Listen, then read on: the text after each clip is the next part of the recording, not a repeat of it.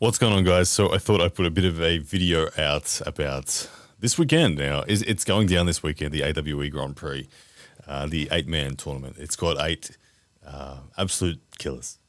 And I'm going to be defending. Where is it? Wait for it. It's my first title defense of this bad boy, which is the AWE heavyweight belt, which I won, of course, when I faced Gunter Spijkovs in December of last year, defeating him. It's a big tournament, this one. I got to admit, it's a very big tournament. It's actually, I think, the deepest 8-man tournament that I've personally competed in. 8 competitors, 7 of them are national champions of their nation. We've got New Zealand's national champion, Matei Urangi Heta-Morris. He's the favourite. He actually, despite me being the belt holder, Matei Urangi comes in as the favourite in this tournament, with about 48% of people, I think, believing that he will win it. Obviously, got myself. I think I'm the number 2 seed in respect to the polls. Then we've got Lachlan Carpenter from Sydney. He is a national champion as well, super heavyweight national champion, 130 kilos of him. We've got Gunter Spijkovs, who's not only been an Australian national champion, he's been a Latvian super heavyweight national champion. He's been a European champion. He's finished on the podium at WAF. He's in there. Then we've got a couple of former national champions. We've got Ryan the Milkman Scott making a return, former Australian multiple national champion. We've got Brett Coots, former Australian multiple national Australian champion. We've got Andy Boskovsky, who's the current 100-kilo Australian national champion. And then we have Richard Bornemann, who is not technically a national champion, but I promise you he's the strongest junior in Australia. And by junior, I mean he's 20 years old. He's almost 21. I think that he could win the South African national championship if he went there. He's an absolute stud. Anyway, that's the 8-man tournament, and I'm going to be defending that belt against those guys. And the draw's been put out as well. So my opening round is against Brett Coots. This is a man that I've wanted to have a fresh-on-fresh match with for a long, long time now. This won't be a super match. It is a double elimination tournament, so it's just going to be one go. But still, that's very exciting for me. Brett Coots, the last time I gripped up with him, long time ago, he beat me in a super match when I was 83 kilos, and long time ago, 2000 and maybe 14, 15 or something like that. I scared him that day, but I lost. So there's that as my opening round. Look, should I get through that? I'm going to be facing the winner of Ryan the Milkman Scott and Lachlan Carpenter, 2 dangerous top rollers. Of course, Lachlan Carpenter did defeat me at the last AWE tournament, but look, like we said, big difference when I'm ready and prepared. So I look forward to getting the chance to avenge that, should he get through Ryan Scott, of course, who is absolutely no slouch in his own right. And then if I get through those guys, likely I'm facing Matei Urangi on the other side. Now, Matei Urangi's pathway, if we want to look at that, he's taking on Andy Boskovsky in the opening round. Now, Andy Boskovsky is the current Australian 100-kilo champion. Andy Boskovsky just utterly annihilated Jordan Davis. If you're wondering what level he's at, that gives you some evidence there. He just annihilated Jordan Davis in a super match only a few weeks ago.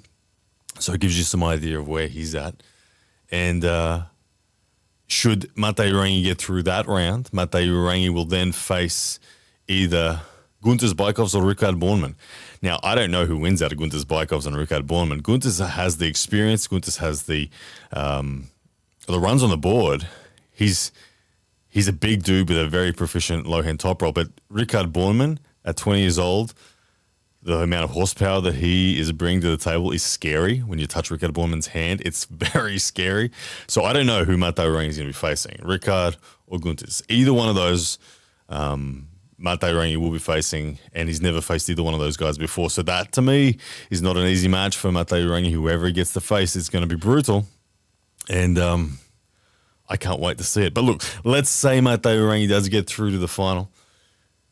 I'll be facing him. And yeah, to be honest, look, last time I faced him was a super match AWE 1 in February of 2023. And he beat me 4-0. But every round was sticky. And when I say sticky, it was a long, drawn-out war. He got the better of me that day. He arm wrestled really well. But man, I love opportunities to right past wrongs on the table. And I don't want to talk about the tactics I'm going to use because I'm going to use them on the day, but I really believe that I have the game ready now to defeat Mateu Rangi. Look, I love Mateu Rangi. He was in my corner over in Ireland.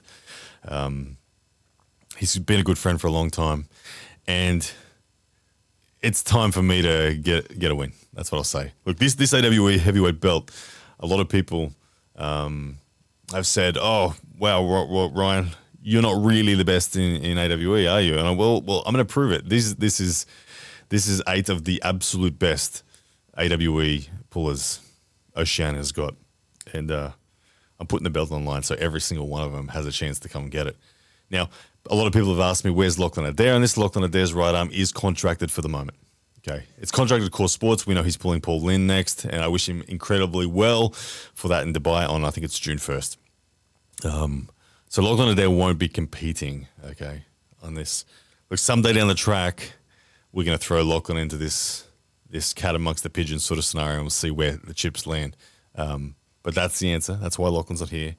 He's very, very busy, lasered in, preparing for Paul Lynn at King of the Table. So it all goes down this weekend. April 13.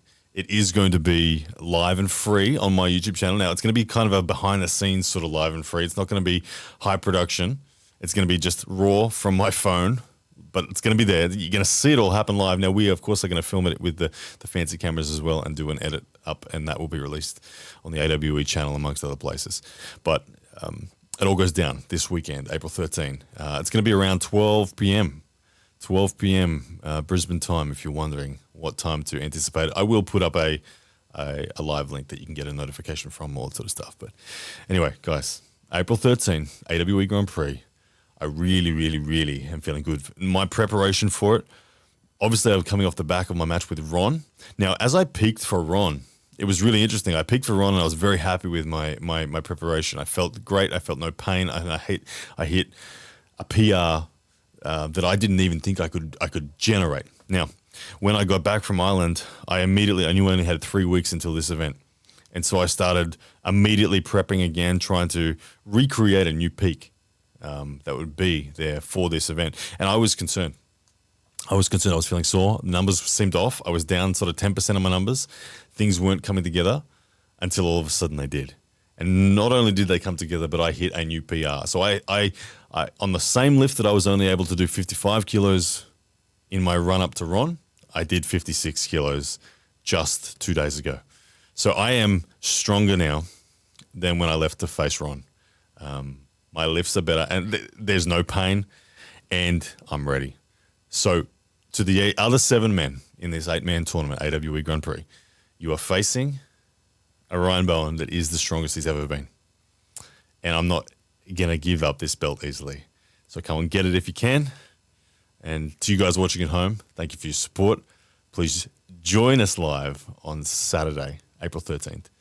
And yeah, it's going to be a good one.